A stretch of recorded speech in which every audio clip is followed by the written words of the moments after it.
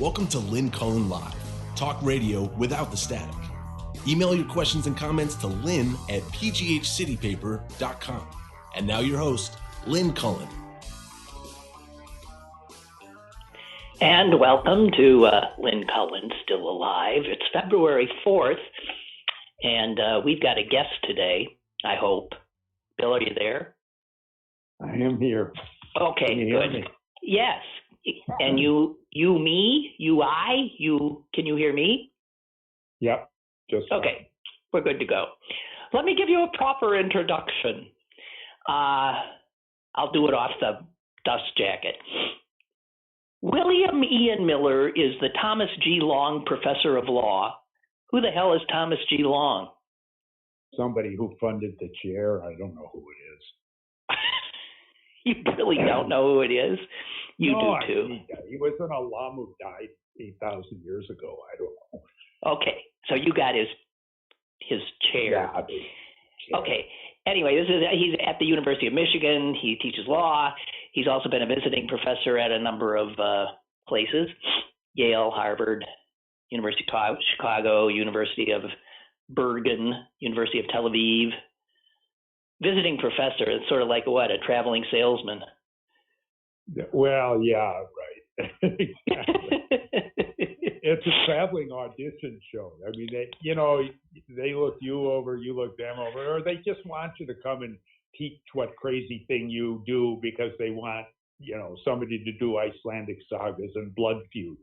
Yeah. So they give me a little, Yeah, because you're an odd one.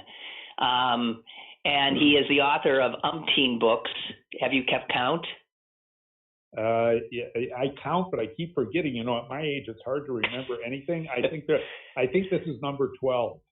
Wow. Anyway, number 12 is titled "Outrageous Fortune: Gloomy Reflections on Luck and Life." Anyone knowing my older brother would know that gloomy reflections are, his fort. Right? Par for the course, yeah. Yeah, par for the course. It occurred to me that when people do ask, what you teach, I'm always like, blah, blah, blah. I can't.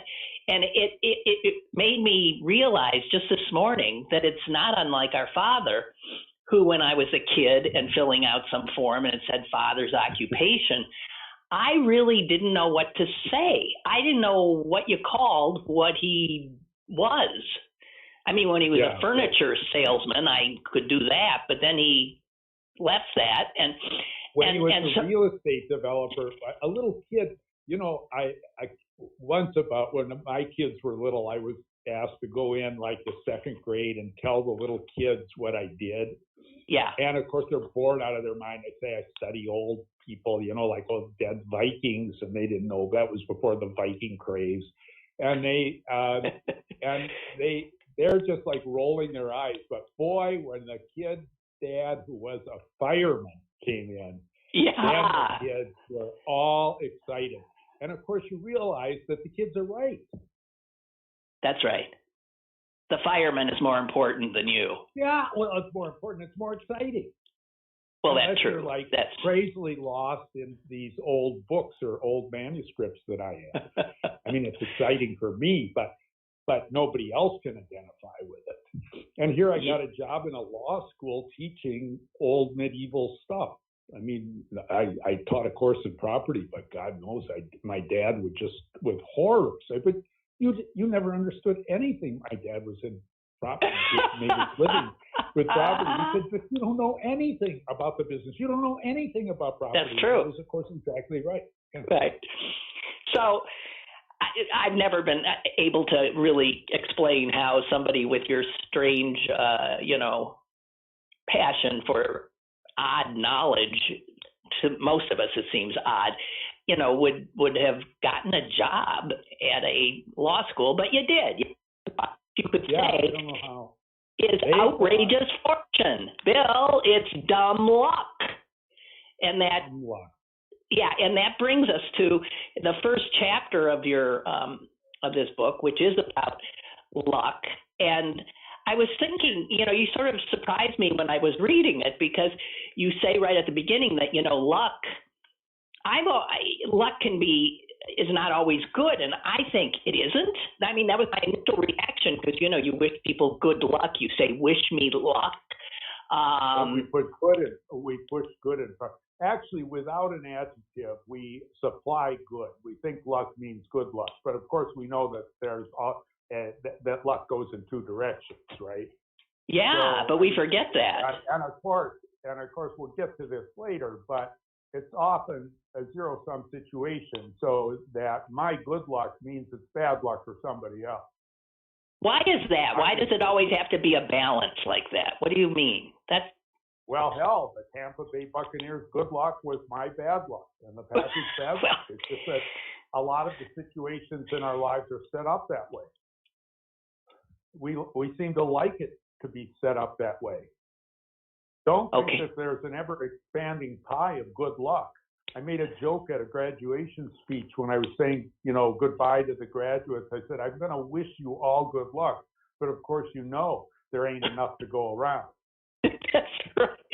I said we have a little kind of like fantasy that I can wish you all good luck and somehow mean it, knowing full well that one of your good lucks is going to be the guy sitting next to you bad luck.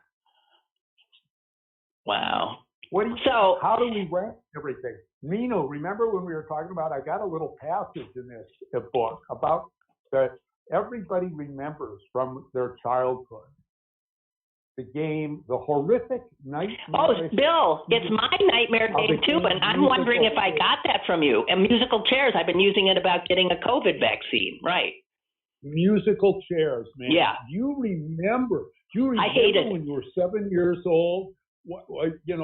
Total anxiety. Passed around the last chair, whether you went slow, whether you hung on to it.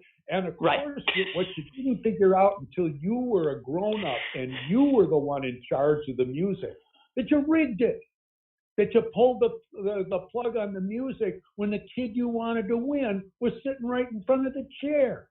No, come on. See, you always go too far. Come on, you don't think you mean the parent in the basement with the it was like, you better believe they made sure the little Jewish boy lost. Yeah, I'm telling Oh, you are so ridiculous, honest to Pete. I don't think that. And remember how first it starts out, there's 12 kids and 11 chairs. And then you're taking the music and you're all just only mildly anxious. Of course, you can knock over some little girl and get to the chair. And then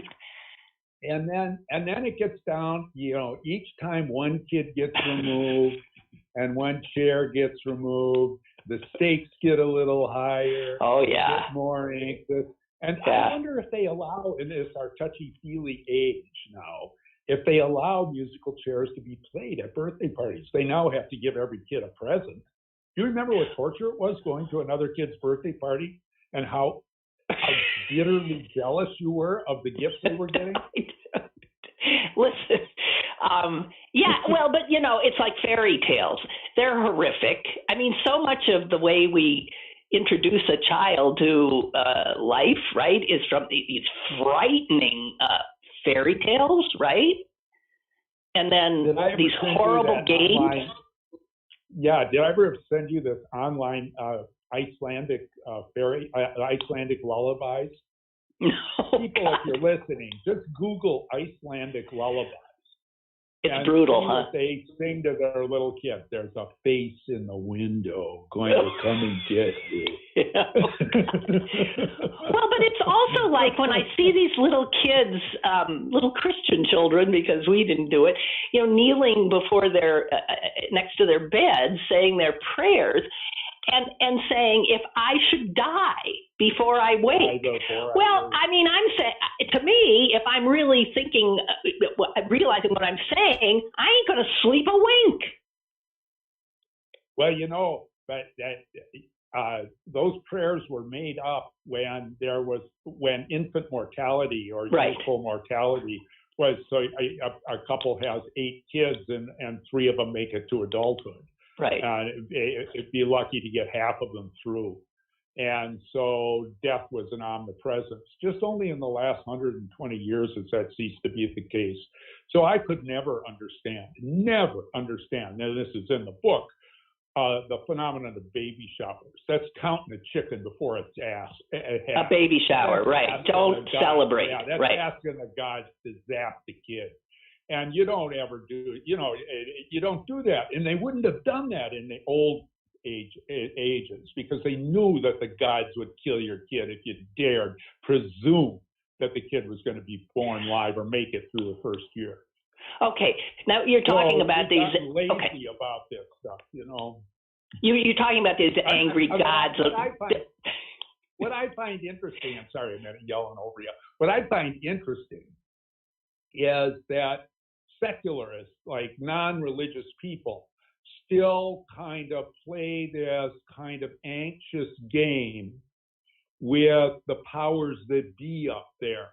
Call it luck, call it fortune, call it providence, and we always try and game it. So I don't know, if you're a football fan, a basketball fan, you figure, like, if I watch this game, will that help the Packers? Or if I pay $1,800 to go buy a ticket for the playoff game and go, will God punish the Packers because I wasted that kind of money when I could have given it to a charity? Or will he, if I don't spend it, will he punish the Packers? So we all think somehow that we are causally connected to events that, of course, we're not causally connected to, but we actually kind of half believe we are in some kind of creepy little primitive part of ourselves. And we try and play little games about it. Well, that's true. I mean, that is true. And the other side's doing the same thing, too. Right. But it seems God's always listening to them. But I mean, there's a kind of narcissism, obviously, about thinking. He is listening to me. He's trying to screw me. That's what you think. So you always think like, oh boy, how do I make sure that the powers that be, call it God, call it the gods, call it the spirits, are not going to screw me over? How can I sneak one by them? Because we all know that gods sleep. They're never seen to be awake when injustice is going on. So I just like, what do you do how to game them, how to trick them? And you're always making bets, like little stuff, so you never know what to do. If I had bet on the Packers to cover the spread, they maybe would have won. We talk this, we think this way. Even rationalists think this way. Right. Will you tell the story, however long you want to tell it, with much detail is okay with me, because I was just blown away by it and hadn't heard it before.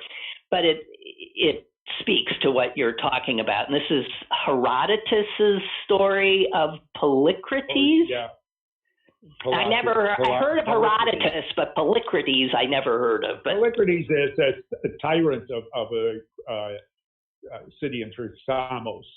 And everything went his way. I mean, everything went his way. It was kind of like improbable in the way that Hitler's rise to power was, where for 20 years, every impossible, crazy thing he did just fell his way.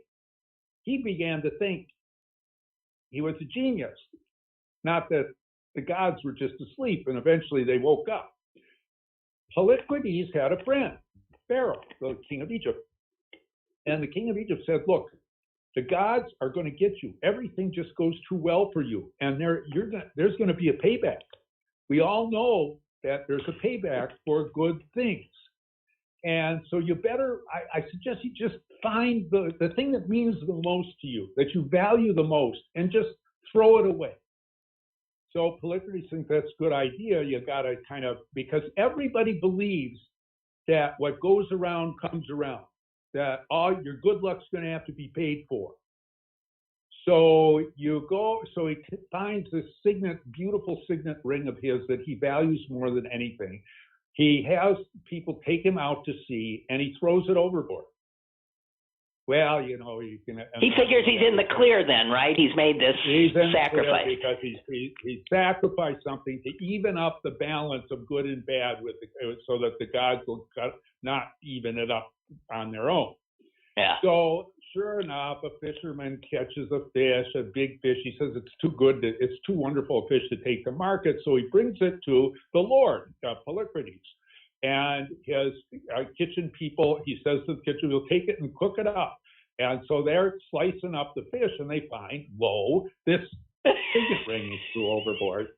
They present it to him, and he's just saying, oh my God, my fortune, who could be more fortunate than I? So he writes to the Egyptian king and says, look what happened.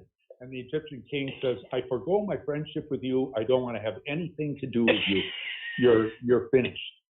Yeah, I don't want to be anywhere near you. He doesn't want to be near him to catch the fallout when the guys get even.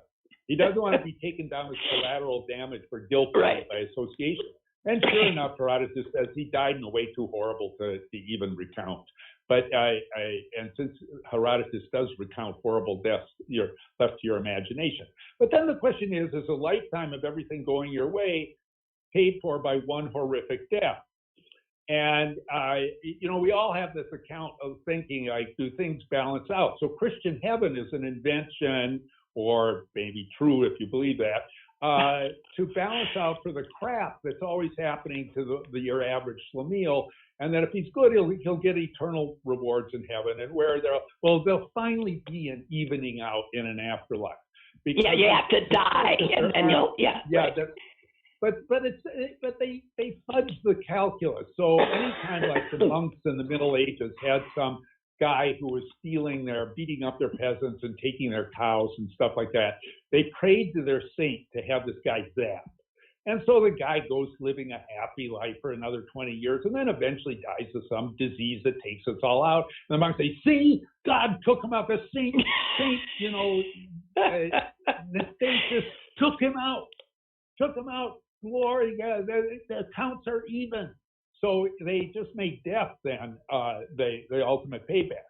Whereas death sometimes, of course, if you're being tortured or something, or if you're me in old age, I now say the little kid's prayer, if I die before I wake, thank you, God. Yes, right, of course. I mean, I'm past my biblical 70 already, which is about right, I think. So I'm going to be 75. You're an old bag. I mean, you were 2 years younger than me, and you just turned 73. That means I'm going to be 75. Yeah. Did you ever imagine when you were a little kid? Do you remember when we were growing up? Did we know anybody 75? No, they were all dead. Jeez. Now I just want. But wait. I need an aside here for my audience. I'm often. Apologizing for being so negative and gloomy myself. Say nothing yet, audience. Yeah, right. And got it from.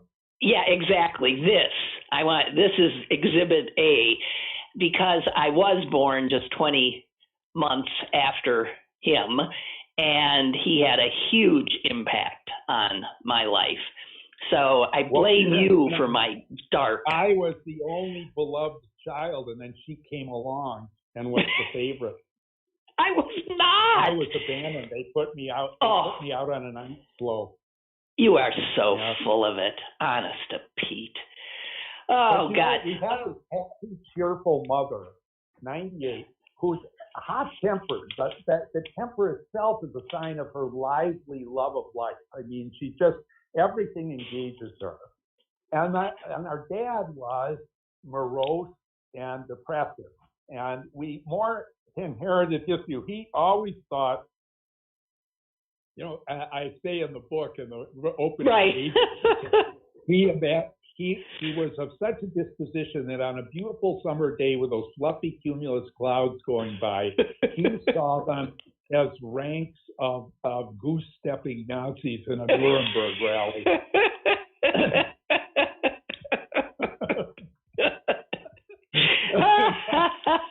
So you're right. Damn it, the country has proven him right, isn't it? Hey, let's stop there. By the way, this book is it is a bit of a hodgepodge, right? It's a compilation of a number of. It's a bunch of it's largely glum essays.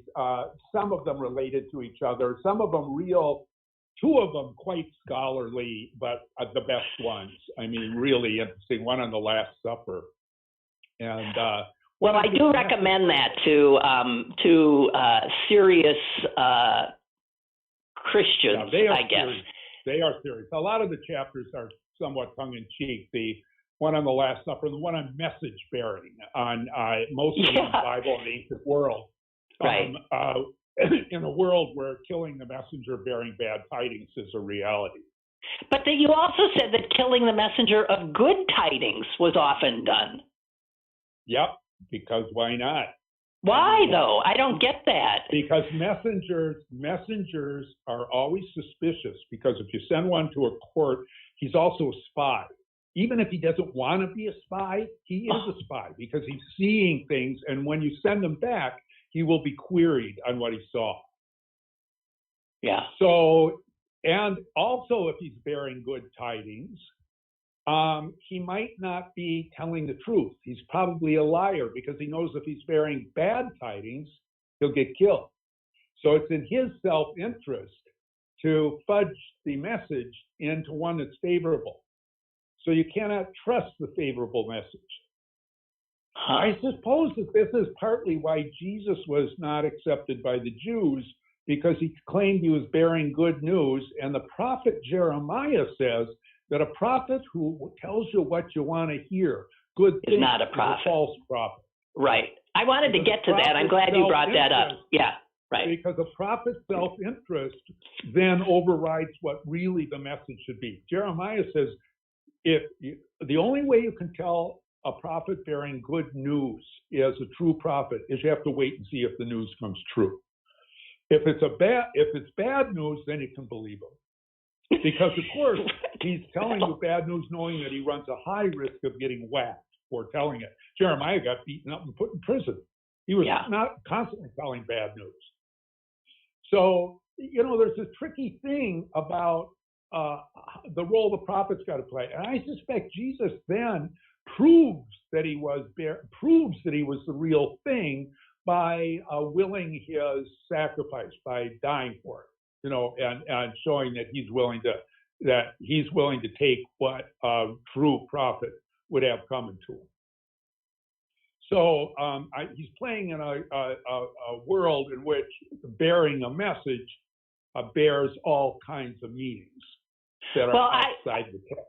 I don't know if you want to get into this that's also in the book about if God, the Father, decided to,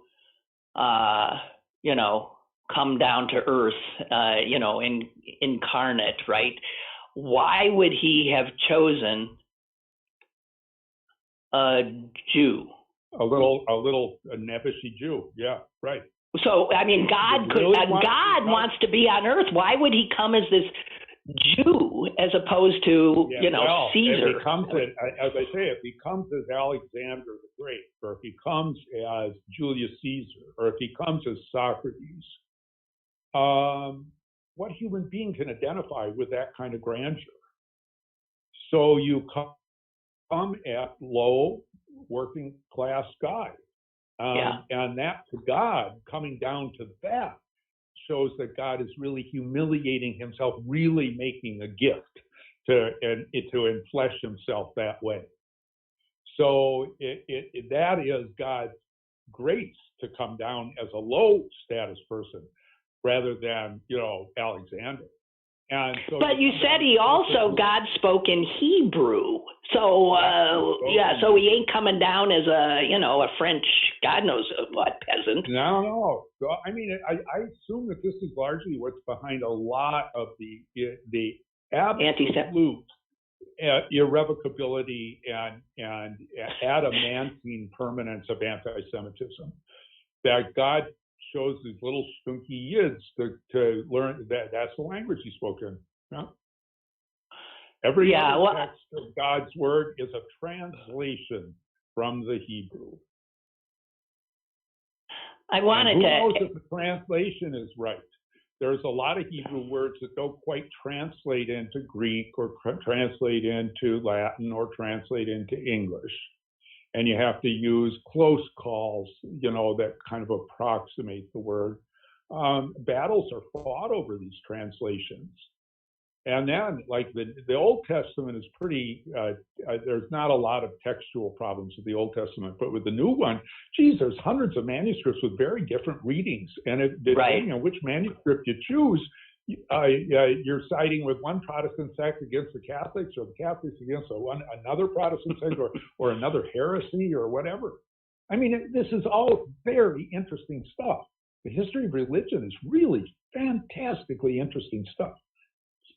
I just for some reason read today, this morning, waiting for the show to begin, that you say that in translation, I guess from the Hebrew, the fear of the Lord is very close to love of the Lord. You can't fear and love. No. Yeah, it's not that the words are the same. No, but in each case, God gets called in two passages.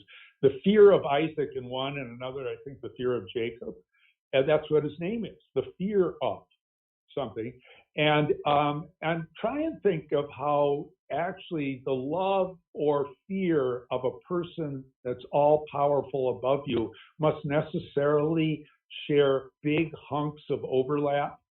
That fear would not be separable. Fear means, in this case, showing deference. Why? Yeah. Yeah, because he can obliterate you at the drop of a hat.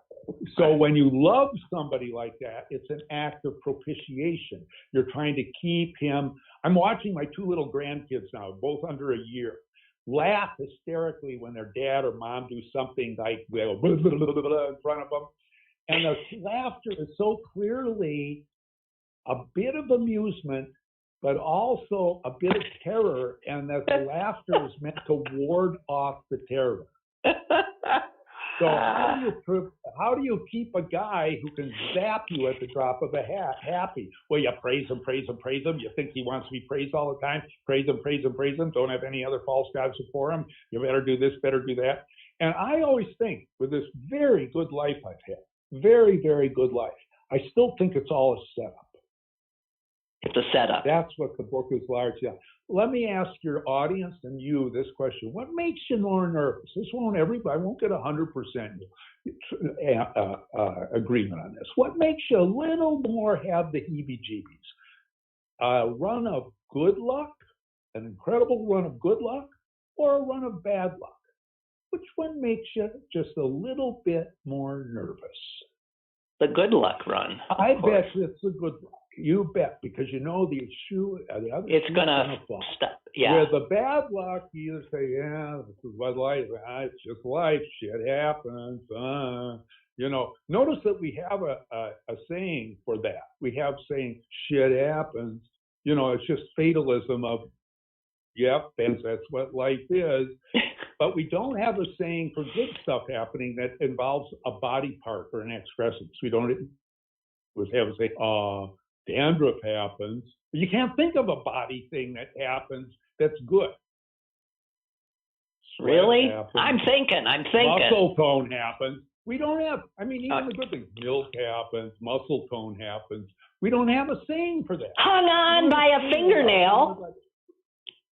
Fingernail, yeah. Hung on, but so you're alive by a fingernail. Fingernails don't mean you're alive. They grow after you're dead. Okay, listen. I got so many little things here. This is not going to be in any, coherent order. Already hasn't.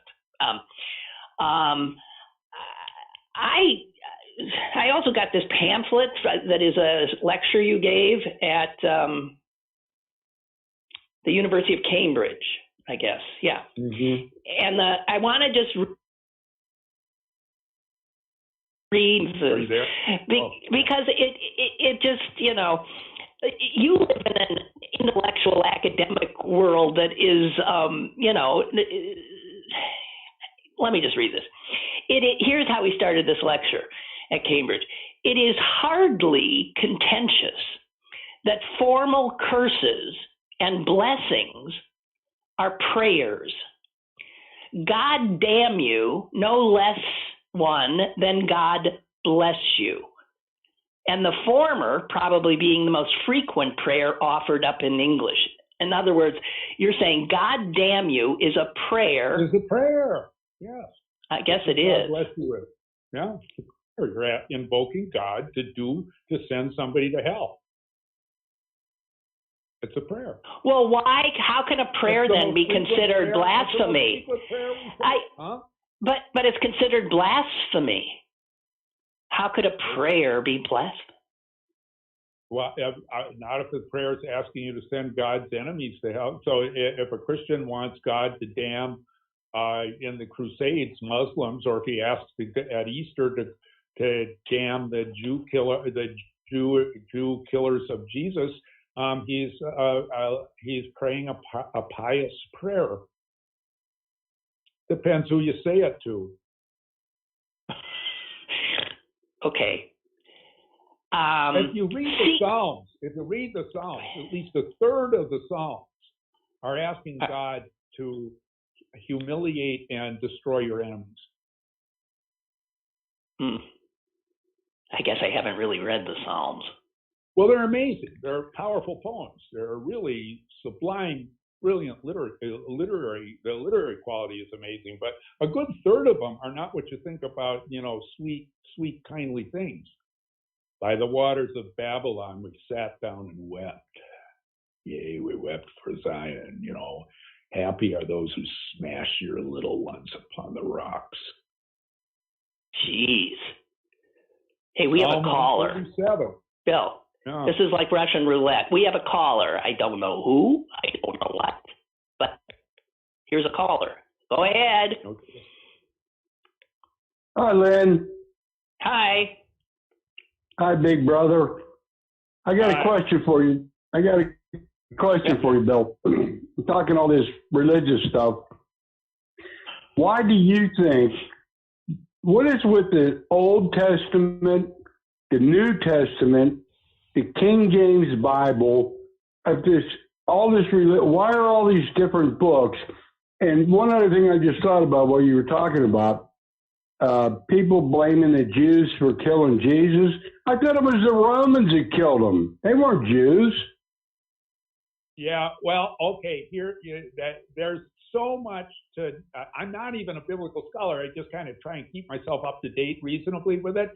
But there's a different story to tell behind each of the books in the Bible about where it comes from, possibly when it was written, what was the kind of political kind of push behind it among the various factions. And the interesting thing is why they get collected and put together, because there's such different writings in the Old Testament especially, but the process of canonization, of picking which writings we're going to put in this book and make this book the Word of God. And boy, did the Old Testament, whoever compiled it, did they have an eye for great, great, great stuff. The New Testament is more complex because it was put together while people were still very, very engaged with some of the books who they insisted would. Let's say the Gospel of Mark was just too popular to keep out, but by all the time that they put the Gospel of Mark in, it already has heretical passages in it. So it's a complicated story. But when I'll tell you a little story about Easter time was always hard for Jews because even your friends. I basically grew up in Green Bay, Wisconsin, a largely Catholic town, and all my friends there were no Jews. There were very few of us, and I was the only one in school beside my little sisters up until 5th or 6th grade, and I got along fine. All my friends were Christian, and I got along fine. The only time I had trouble was during Easter week. And so I remember it was like 8 or 9. I was walking home from school, and it's Green Bay, so there's snow all over, and it's kind of melting. And these kids said, "What'd you kill him for, Miller?" And I go, "Ooh, what, you killed Jesus?" I said, "I didn't kill Jesus." They said, "Well, Father said you did." So they got me down, kicked the crap out of me. And I come home crying, and my face is a little mashed up. And I say to my mom, she says, "What happened to you?" I said, "They said I killed Jesus." And she said, "You tell them the Romans did it." So I went back and told them. I told them the Romans did it, and they said, "No, the Romans didn't do it. You did it," and they beat me up again. So there it was. There's the story. Well, the priest told them the Jews did it, so that's that. Yeah. Well, depending on Matthew and John make it look pretty much like the Jews did it. So I don't know. I mean, but he was one of them. I mean, we have capital punishment. Christians kill Christians on the law. He was violating the law, but they did him in. Oh, God Almighty. Okay. Hey, caller, thank you. If you're Thanks, still there. Bill. Okay. Thanks. Bye. Speaking of, anti-Semitism and the extraordinary resiliency of it.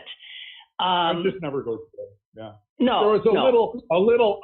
Well, this is what I want you to talk about. I want you to talk about the United States of America in our time and how lucky we have been. We grew up, Lynn and I grew up in the only period where it was actually not so bad to be a Jew. So when my dad grew up in Green Bay, he had a much, much harder time being Jewish than we did. Now the use-by date for the Holocaust is over. Half the people, there's always tons of people say it didn't really happen, but are glad. At the same time, they're very glad that it did happen. So when I saw at these rallies these shirts that said Camp Auschwitz, and then the one that had that 6 million wasn't enough. 6M W. Yeah. And I turned to my wife and I said, "Well, look on the bright side. At least they aren't Holocaust deniers."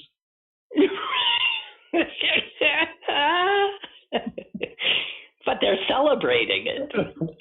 They're celebrating. Okay. Well, so are the deniers. The deniers are celebrating it by saying, "Yeah, it didn't happen, but it really did happen, and we're just glad it did." I mean, it's just something. So the use-by date is over for that. It's back to business as normal for Jews. I mean, now that we're up in space, starting California forest fires, gee whiz.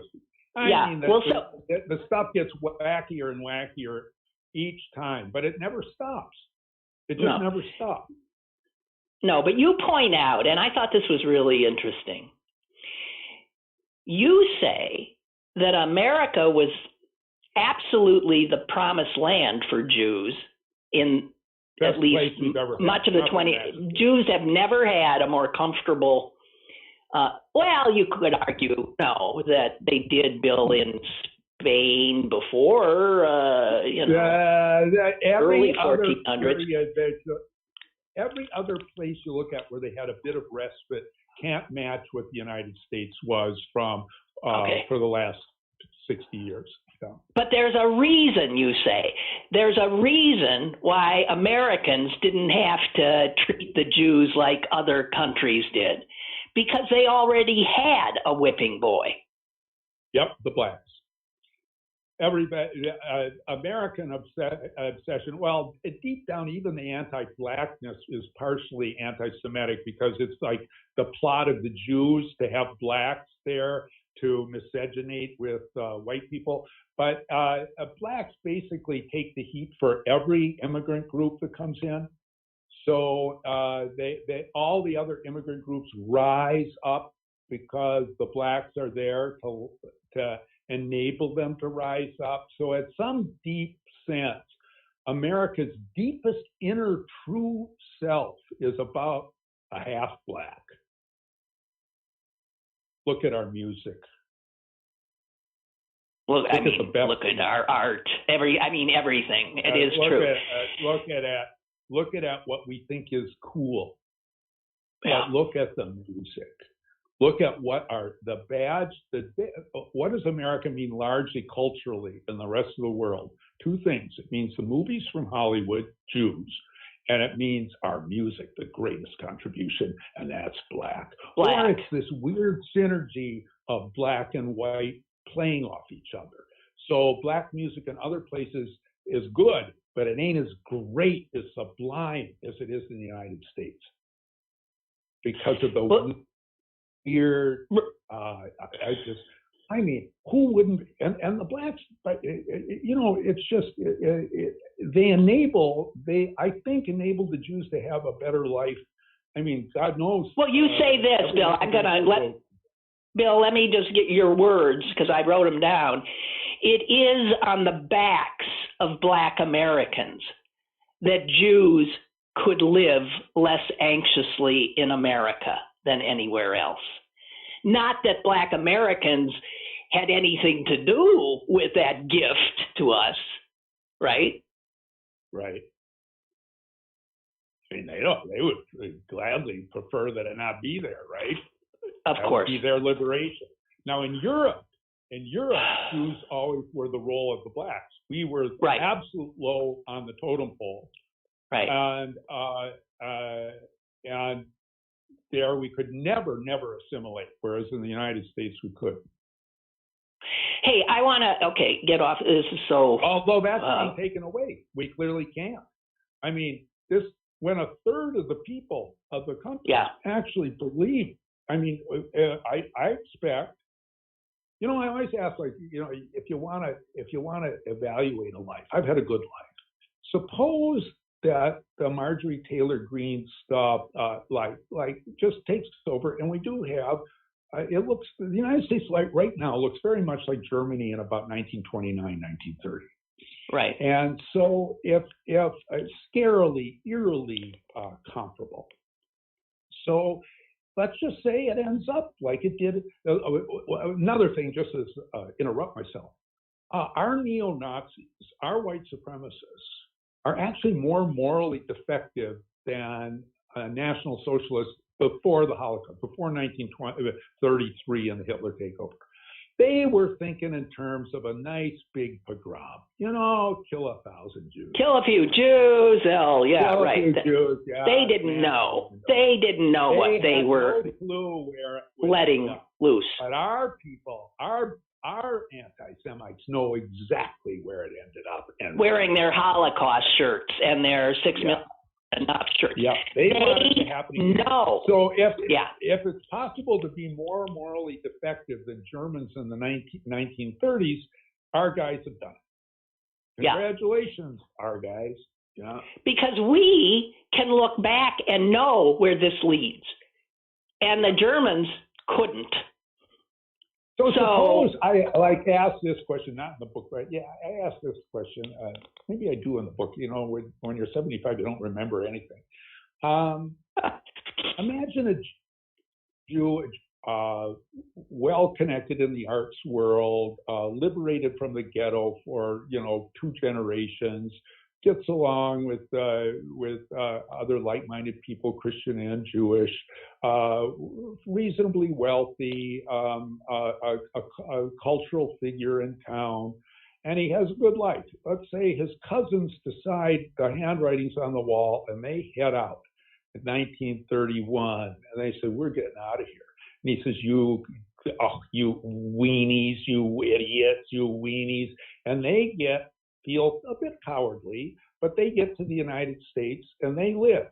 And he ends up going up a chimney. Now, do you say that he had a good life? Or do you read back his end on that cattle car covered with piss, shit, vomit, with all the bodies thirsting for any water and there's only piss to drink? Do you think that he thinks he had a good life? Or is it all canceled out by that death of getting off of the sidecar, getting whacked with a truncheon and kicked into the crematorium? I don't know. I think he was under an illusion, wasn't he? Oh, are you there, or did I silence you?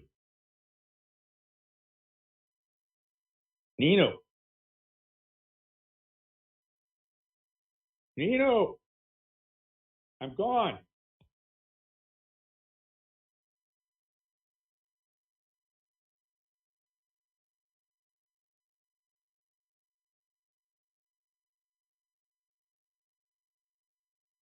Nino.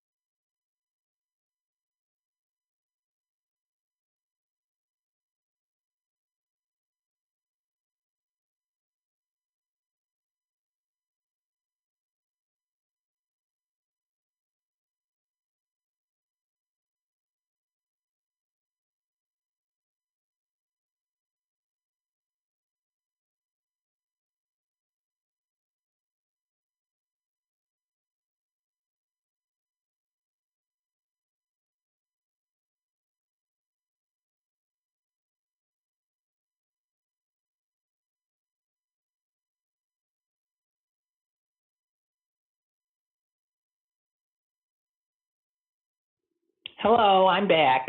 I think my brother's not. Yeah, well, we lost everybody right in the middle of my where in my horror story took it down, right? Well, I'm thinking that something we were saying was not allowed to be said. we got taken off. Yeah, so QAnon took us off, right? Right. God, and for some reason my email went down too, so I don't know what's happening here. Did we lose everybody, and now we're just talking to each other? Might be some people there, and we can cobble it together because most people listen actually later. We'll cobble the show back together. Okay. When I don't know where in my tale of whether the guy who ends up going up the chimney and having a good life up until the last 6 years can be declared to have a good life, except his whole life is redefined by how he died. It's truly remarkable how we do define a life by how somebody dies. So a person who is actually a no good, feckless creep dies, let's say rescuing a little kid out of a fire, and all of a sudden his whole life is redefined. He's a hero. He's a hero. There are these utterly redemptive final acts. Yeah. Of course, Christianity believes in those final redemptions. It's like right at the moment, your whole life being transformed. It's not like anything you do at the beginning buys you that early on, but at the end, you can somehow redefine your memory.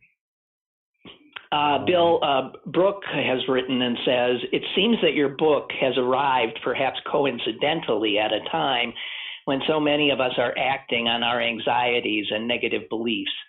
We are striving to understand what is driving these conspiracy believers. Yeah, I mean, I actually thought that this poor little book, are you there? I'm now worried we went out again. Nino? We're down again. Oh.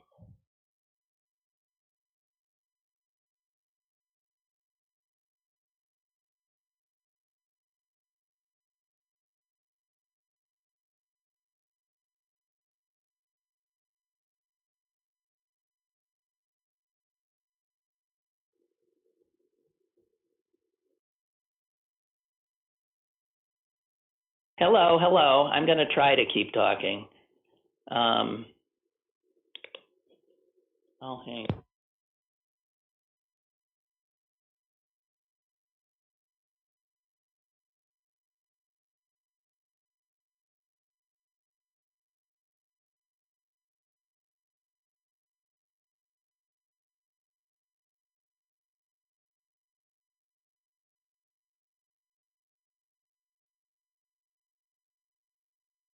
All right, I'm back.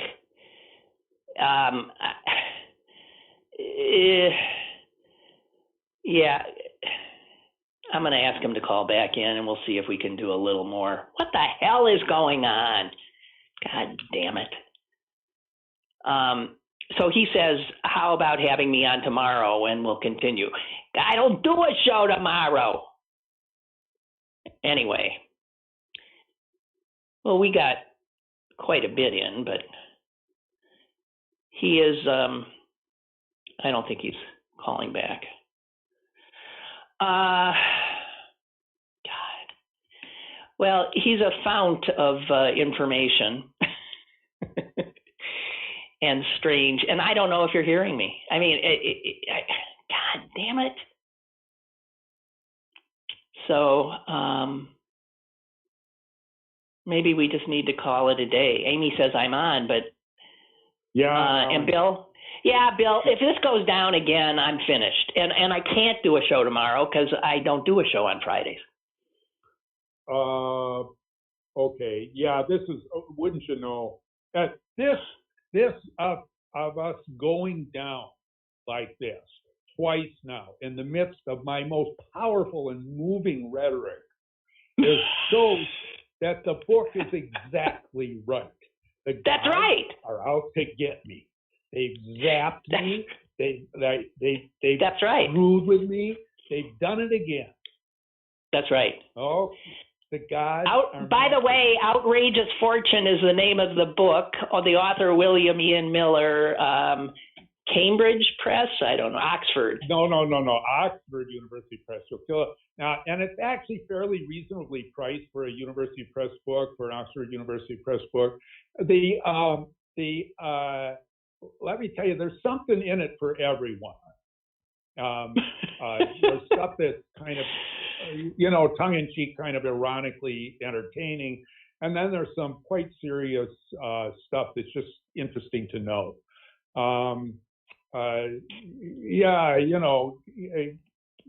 You won't think you wasted your time or money for it.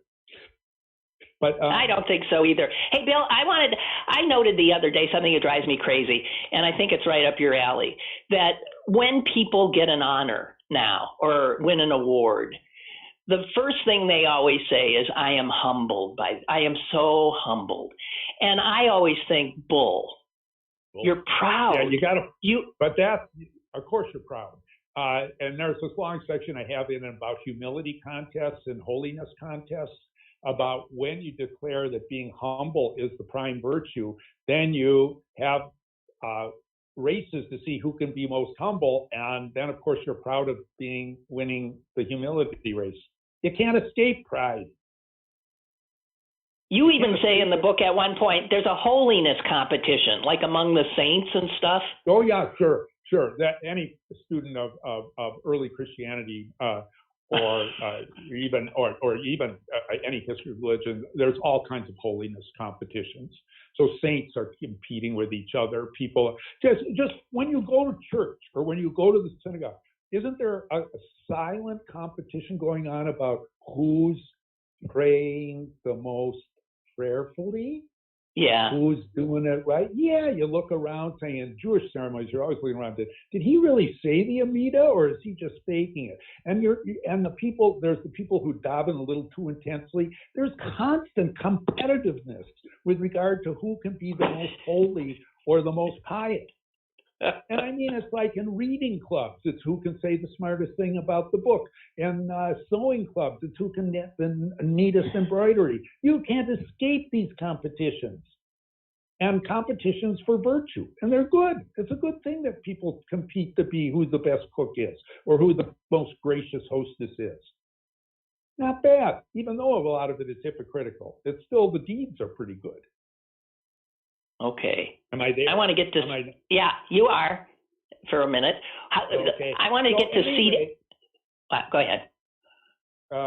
So the humility stuff, it's like when you get these end of career little honors, like I get asked to give these little these talks in the field I'm in, like at Cambridge or Oxford or something like that.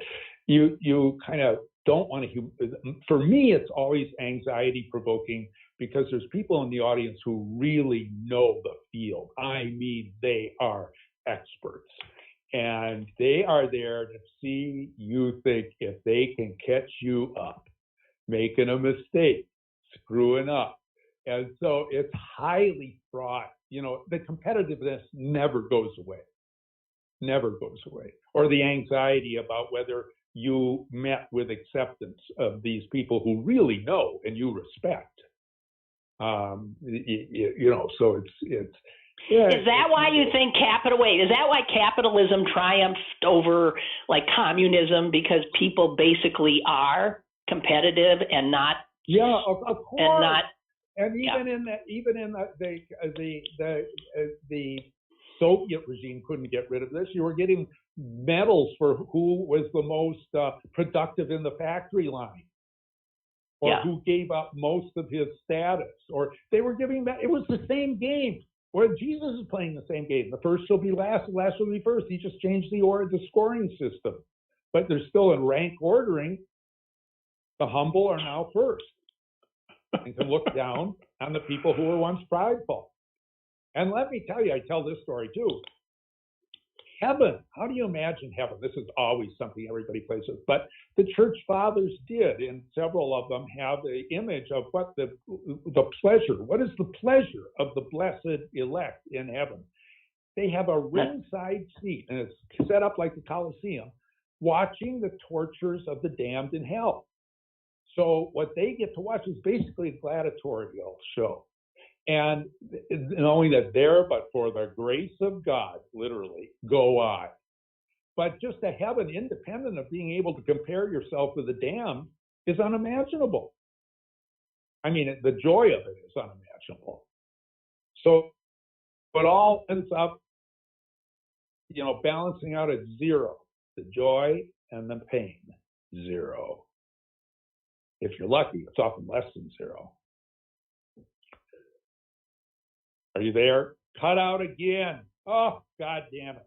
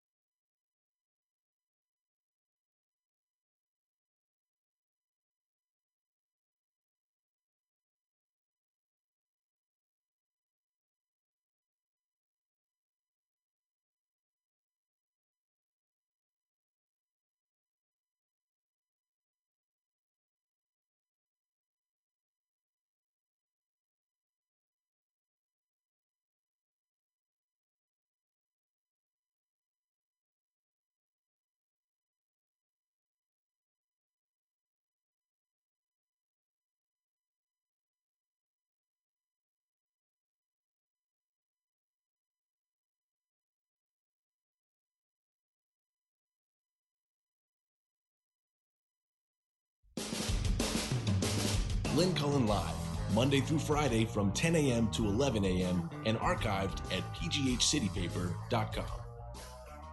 The opinions expressed on Lynn Cullen Live are those of the host and do not necessarily reflect the viewpoints of Pittsburgh City Paper or its advertisers.